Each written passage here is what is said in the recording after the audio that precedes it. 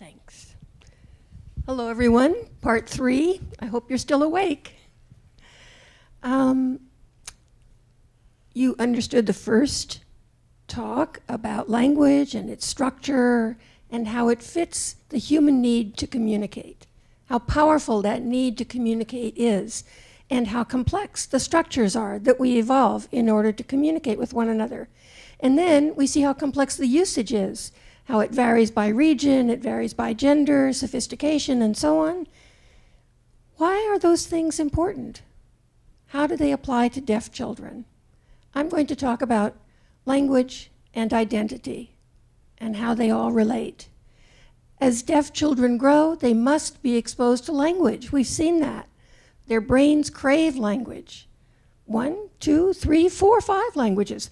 Most people in Europe are multilingual, or at least bilingual.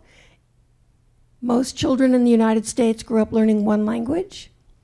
But the brains are there, ready to learn language, whether it's one language or 2 languages. They may learn one language at home and another language in school. Today, many parents don't have an opportunity to learn ASL in a fluent way, and they still need to develop their child's language. So how does access to language feed the child's cognitive ability, their social skills, their cultural identity, and in general, their overall health? So that's what I'm going to talk about. So you can see this. What's up with the little blue ribbon? There was a researcher in England whose name was Paddy Ladd. He was deaf and was not able to learn sign language, was not exposed to sign language and not offered sign language. And he struggled with oral communication, and it wasn't until he was in his 20s that he found he could connect with other people using sign language. He felt that he had built self-esteem through that connection with other people, and he had been given the identity of someone who was less than, someone who couldn't communicate, and at least he could sort of talk. But eventually, he went on to get his PhD and write a book and study about the journey of developing not only his identity, but the identity of deaf children as they go through the journey of deafhood. One of the places that Ladd looked at was German deaf people's experience under Hitler. How people were not only oppressed in Germany if they were handicapped, but they were part of the Holocaust, right? And the blue ribbon was chosen as an identity, as a symbol of oppressed people who had survived the Holocaust and who survived the oppression that is encountered every day as a deaf person.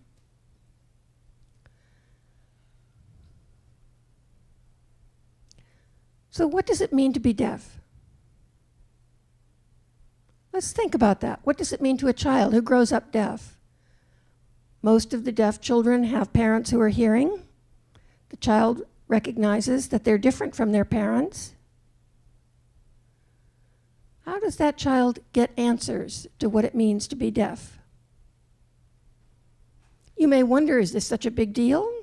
It's just a practical question. No, it's a question of identity. Who am I?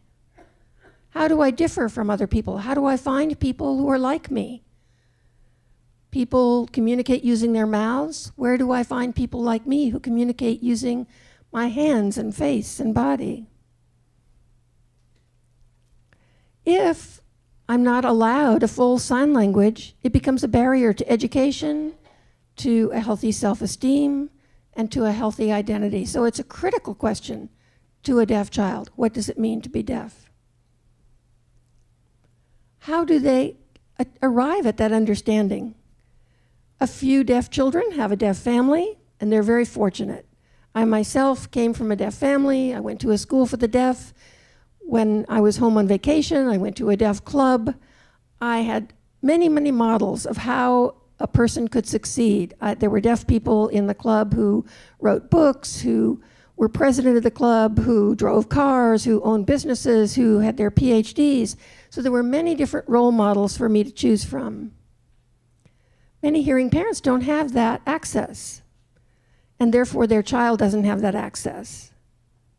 It's a challenge for parents who are hearing. Okay, we know you need to learn sign language, so now what? What are those steps?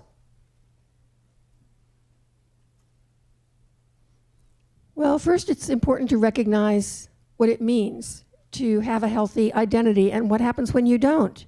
Mental health professionals have identified many, many deaf people with mental health issues, and the commonality was that they struggled to accept themselves as a deaf person because their family members had never really accepted them as a deaf person. It was always seen as a problem to be fixed. As a deaf child, well, you can't talk. Well, as a deaf child, you can't really aspire to becoming a professional. Well, as a deaf child, you can't. And the child incorporates that lower self-esteem, that negativity, and it becomes a negative self-identity, and it creates mental health problems. So I go back to role models and the importance of role models. Some children who are isolated from other deaf people, from deaf communities, they see that everyone they know who's an adult is hearing, and they think, well, I must die once I graduate from high school.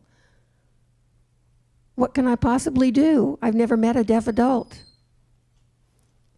So to have a positive self-identity and a positive sense of what the future might offer, you must see positive role models. So it's important for deaf children to see deaf adults. When I go to visit schools, the very first question I get is, are you deaf? And I say, yes. And they ask me what I do. And I say, I teach at the university. And they say, that's not possible. They really have a hard time thinking that this is possible for themselves. And it has a powerful influence on them, Maybe I can do that. Well, even if I don't do that, maybe I'll be okay.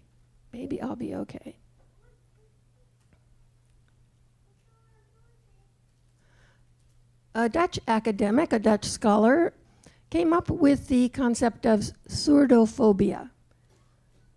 So surd means deaf, and phobia, of course, means fear of. So many people who have never been exposed to a deaf community or to signing deaf people have an instinctive fear of deaf people. They don't know how they can socialize, how they can succeed, how can these deaf people succeed? It's just too frustrating, I need to walk away. And children see those emotions and those reactions. So the first framing of what it means to be deaf often happens in a medical setting. And the child is identified as someone who has, quote unquote, failed a hearing test. So it's framed as a failure. The professionals there may talk about interventions. We have to intervene. Again, all of these words infer or imply a negativity rather than, well, your child is deaf, so sign language is something to be learned, right? So hospitals or clinics are often the very first place that either instills or worsens the fear that family members have of what it might mean to be deaf. There's no concept of a positive deaf identity and the positive opportunities that are available. And so the negativity is established right there at the beginning.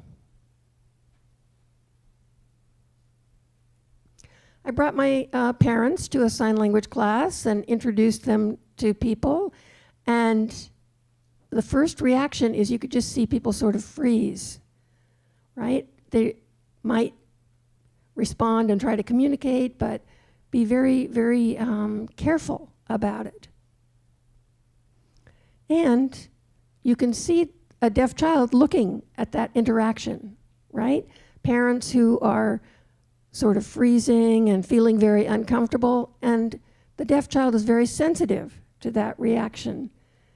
I can even remember that feeling at the age of 5 or 6, that teachers who were at my brother's school or at other schools and they saw my parents and how they reacted negatively, I was impressed, even at 5 or 6 years old.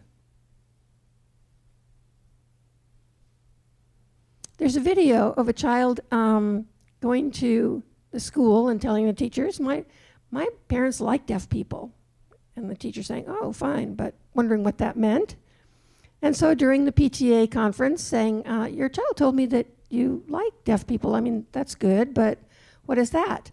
And they said, oh, we had some neighbors who moved in and we waved to one another and we just kind of signed at each other hello. But the child took that as a big deal because the parents were so friendly to these new neighbors who were deaf. And the deaf child thought, I must be okay. As a deaf child, I must be okay. So the children pick up these little incidents that we might think nothing of, just friendly wave in the street, and the child is influenced in terms of their identity and their self-esteem. And so we have all these discussions about language and linguistics, and we have to tie this to the child's core sense of identity. Not worry so much about how perfect the English is or how the speech matches up with hearing children of the same age, but have a positive response to the child and let them be a positive deaf child, not try to have them be a hearing child or an imitation of a hearing child. Lou Fant, from whom I took this quotation, had deaf parents. So, language and culture are connected, and without having both, you can't have a positive self-identity. If you don't have a core identity, then you just try and be a chameleon-like, copying other people, trying to be who you think others want you to be. Anything that is said about what it means to be deaf, any gesture or facial expression influences the children. Sometimes people call it self-theory. I call it identity. Who does the child think he is or she is, and is it a positive image or a negative one? How does the child relate to the world? Culture is a rich gift. We have a deaf culture that goes back hundreds of years, rich stories of deaf people struggling to succeed and overcoming, coming up with solutions to common problems, passing on humor from previous generations, offering a worldview from the collective, from the community. So the child doesn't have to reinvent the wheel, as it were, doesn't have to reinvent everything. There's poetry, there's art, there's drama, there's history. People have overcome, deaf people have achieved, and we have a sense of humor, and that becomes a positive identity. So it's not just language, it's culture as well that is important to this core identity.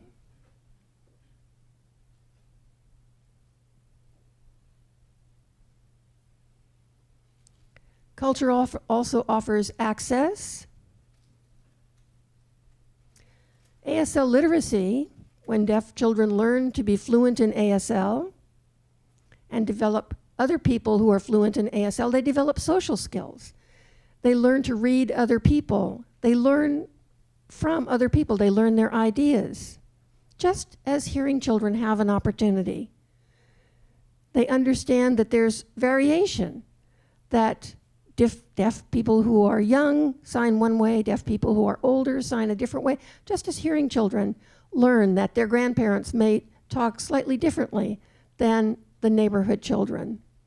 And they're able to learn not only a static way of communicating, but they develop real fluency. And again, a feeling of comfort in the world, a comfort with relating to other people, and therefore a positive identity. You can't separate linguistic fluency or language fluency, social skills, and a positive self-identity. So what happens when people are oppressed? What happens when you grow up with a negative image of yourself. Racism, for example. Sexism is another example. The same thing happens in the deaf community. Autism, people who hear are perceived as superior, right? So we won't go into autism in depth tonight. But often in the deaf community, we feel that automatic sense that people perceive us as somehow less than. Well, it's because you're deaf, that's why. And if there's no positive exposure, as I have just been talking about, it becomes oftentimes a risk factor for mental illness, right? It's not about how much you can hear or not hear. It's about this oppression, this negativity, this autism. Language deprivation, cultural deprivation.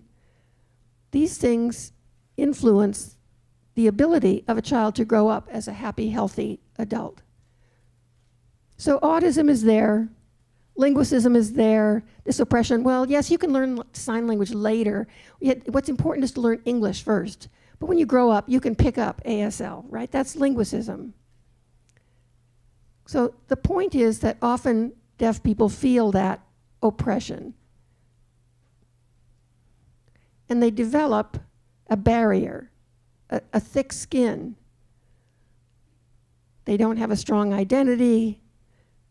And if they don't have a strong core and they don't have that thick skin, they don't have the protection, and they're easily hurt, even again and again, and become weaker and weaker. If they have a strong identity, then they're able to resist it. It hurts, but they can bounce back, develop resilience. We've heard about the importance of resilience, right, to be healthy. And having a linguistic fluency and a cultural identity gives you that resilience. Another quotation, deaf studies teacher, Dr. Flavia Fleischer. I accept myself, my parents accept me, my friends accept me. I've never felt that I've missed anything significant in my life. Putting a false expectation on your child is a strong sign of not accepting the child. When I use the word acceptance, I mean learning American Sign Language, interacting with both deaf and hearing children, getting involved in the deaf community, exposing your deaf child to a deaf adult role model. All these things are very important. So again, this comes back to sign language, and specifically American Sign Language, ASL, with its rich cultural heritage, which is a tool offering solutions for life, solutions for problems, models for achieving success in life.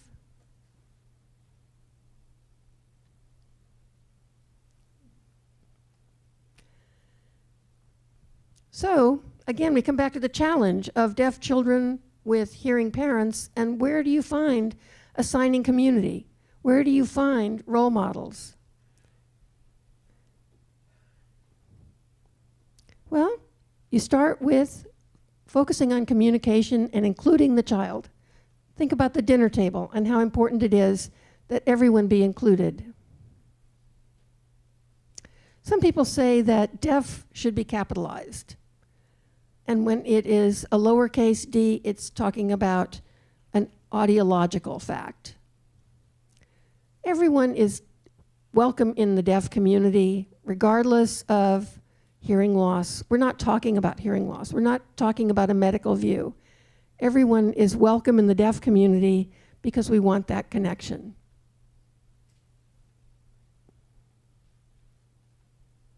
So again, that childhood, what is that journey? Patty Ladd has come up with the concept of deafhood. So it's a journey, much like childhood.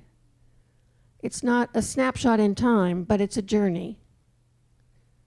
A child grows older, they see more deaf people in the deaf community, they apply what they see to themselves, they begin to communicate with those other deaf people and learn what it means to be deaf, how they can communicate through art, through language,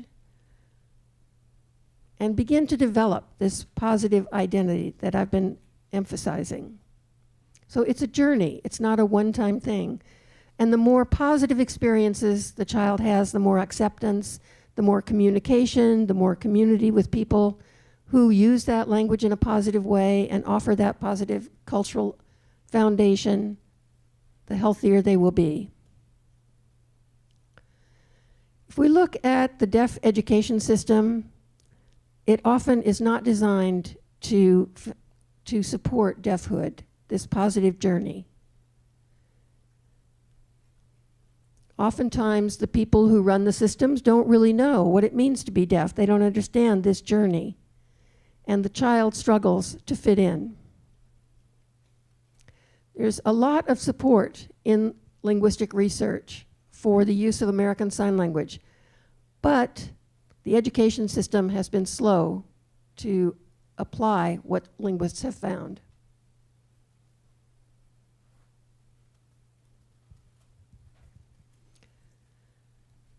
So we talk about the cup. Is it half full or half empty, right?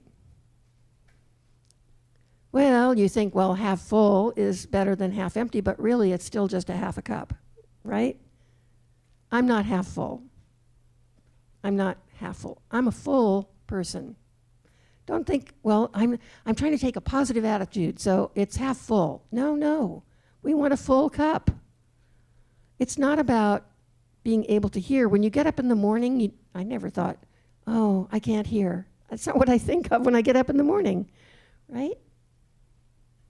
So the child who is born into, the deaf child who's born into a hearing family, how can that child feel to be that he or she is a full person, a complete person, not someone who's impaired, right? I was born deaf. I didn't lose my hearing. I'm not missing anything. I have language, I have a family, I have a profession, right? I have love, I have all the important things in life.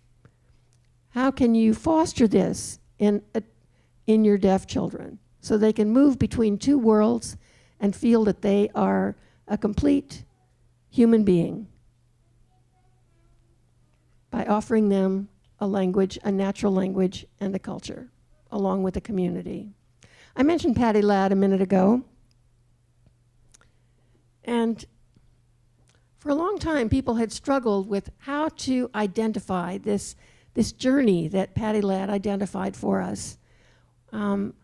We talked about it in the particular, in specific experiences we had, but thinking about this journey of coming to a happy, healthy adulthood and people who got lost along the way. So Patty Ladd had a tremendous impact on American deaf people by giving us this word, deafhood, as a journey to a happy, healthy adulthood. And some people have only achieved a certain level, right? But the point is, what does it mean to be deaf? This is his book, Understanding Deaf Culture in Search of Deafhood. It's been spread around the world.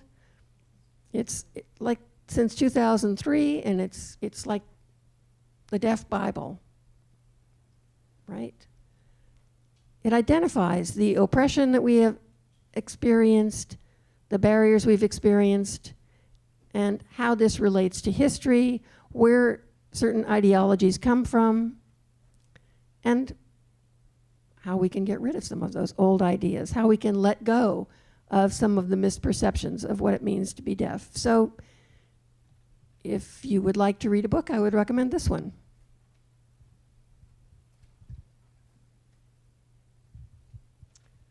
You can see the different perspectives. Ladd identifies how, in the medical perspective, the focus is on a diagnosis, abnormality, deviance, impairment, disability, handicapped. These are the terms that come with that negative approach, as opposed to deafhood, the journey, right? It's a counter-narrative. It presents an ideology in which the person is a full person, and it's a process, not a state, right? It's very much normal. Just as we talked about ASL as a natural language, being deaf is a part of normal human experience. So we come to this understanding through this journey of what it means to be deaf. And this understanding evolves. And what do we see in the education system? We see a lot of the negative medical perspective. And this has, what kind of impact does this have on the child, right? If you have this idea of deafhood and the journey of coming to a happy, healthy adulthood with fluency in at least one language, 2 languages, a culture and a community, then you don't have to worry about going to a psychiatrist or mental illness or those kinds of negative results. So this journey has been analyzed through these different lenses. Looking at oppression, autism, linguicism, right? Where did that come from? Looking at how they're institutionalized in various systems. Looking at the historical study of deaf lives over the last at least 300 years.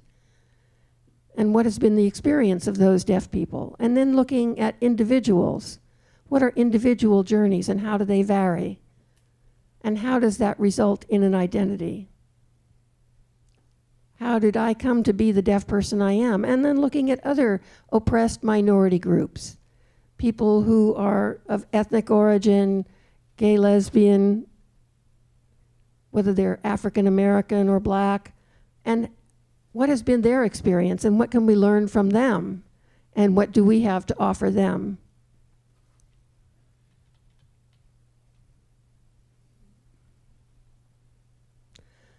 Tom Holcomb looked at the deaf community and recognized a number of stages in the deafhood journey. It's not like there is a single deaf culture. Our culture is as complex as American culture. We have men, we have women, we have people who are very religious, people who are not, we have people of different races, and so the concept of intersectionality, which people are beginning to talk about more and more today. I'm not just a deaf person, I have multiple identities.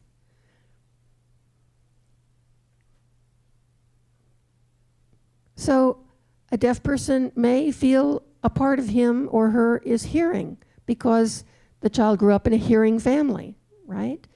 Some people are fluently bilingual. They're very comfortable, they're very happy in both worlds. They use American Sign Language fluently, they're comfortable in deaf culture. They have strategies for communicating effectively with hearing family members or neighbors or at work with people. There's no struggle, there's no sense of, oh, I have to accommodate this other person, so it's going to be hard because I wish I could do it better. No, they're perfectly comfortable, balanced bilinguals, biculturals. They may feel a primary culture or language. If they were invited to 2 different places, there may be one they would prefer, right? So it's not that they're rejecting the second place, but there's a comfort zone, a comfort place. So that would be, if the deaf community was their place of preference, they might be deaf dominant by culture. So they might socialize with hearing people and in the hearing world, but have a deaf heart. They just may live in an area that there's not as big a deaf community, or maybe they're really into cycling, for example, and so they join cycling clubs and they spend a lot of time with non-deaf cyclists because of this passion for cycling. But they have a healthy identity, so it's not just about going to one place with deaf people or another place with hearing people, but having this cultural core, this identity core that is strong. And then we see some people who are not so healthy. People who struggle, they feel they're not accepted within their family isolates them and leaves them alone. They don't read and write very well. They just don't feel comfortable. They go to the deaf club, they don't sign very well. So they're culturally marginalized. Where do they fit? They don't have a group. They don't sign fluently. It's hard to communicate with deaf people. They're stuck in the middle and they're lost. So there's a constant struggle. And again, we get back to issues of mental health. They may have been told by their parents that, oh, you know, it's really better if you talk. It's not good to sign like those poor deaf people. You're better than those deaf people. You need to be with us, right? And parents are motivated by positive things. They didn't mean to hurt the deaf child, but sometimes once they find the deaf community, they're enraged, right, at their parents. They totally cut themselves off from their family. And then it's a period of time to when they realize that there was this lack, there was something they needed. And once that space gets filled and they become as healthy and have that strong core, they can move back, especially when they felt really loved by their parents, that they knew that this was the motivation. So there are all these variations. What I'm calling the culturally captive, a person who doesn't know anything about the deaf world, who identifies as a disabled person, an impaired person who does their best, right?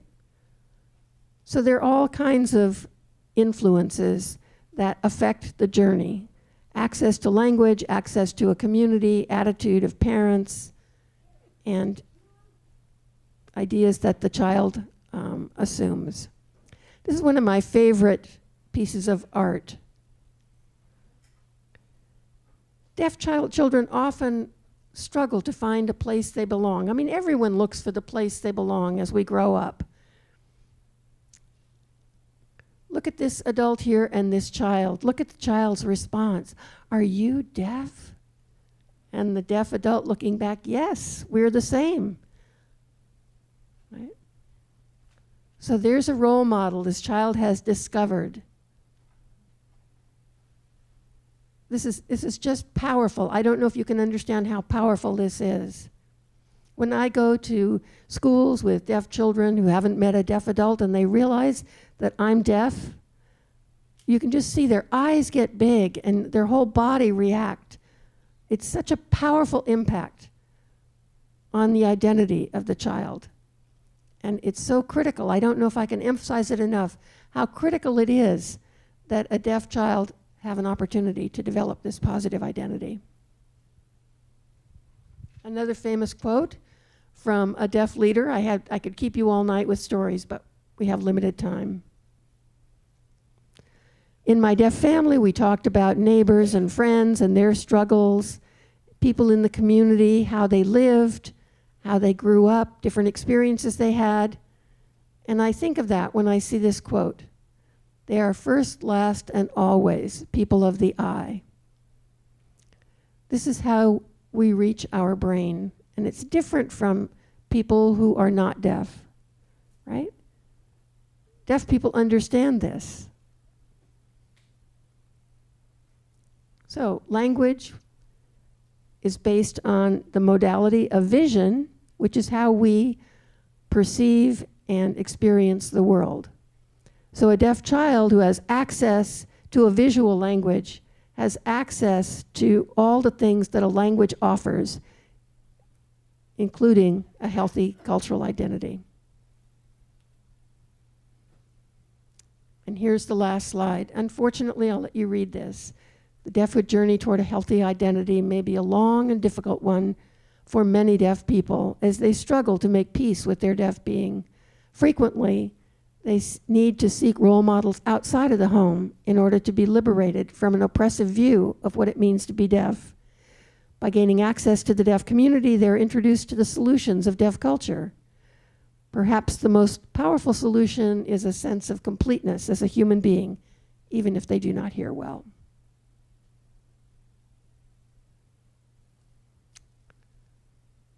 So this is what I offer in a short or brief 30 minutes. If you have deaf children, do look for those connections. Look for the support of the community. for your child's journey. Thank you.